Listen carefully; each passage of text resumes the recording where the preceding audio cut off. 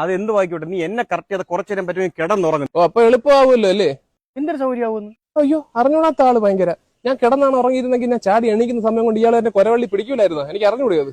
അയ്യോ, ഞാൻ പഴയ പോലെ ഇപ്പൊ നോൺ വെജ് തീറ്റിയില്ല. ഞാൻ ശരണഭവൻ തന്നെ കഴിക്കുന്ന. തിരക്ക് നോക്ക്, അവിടുത്തെ ഒണീൻ ഉത്തപ്പവും ഫിൽട്ടർ കോഫിയാണ് എന്റെ ഫേവറേറ്റ്. ഓ അയ്യോ തുണിയ മുത്തപ്പം നിന്റെ ചെറിയിൽ ചോര ഉണങ്ങി പിടിച്ചിരിക്കുന്നതാ എണ്ണം കെട്ടവന്.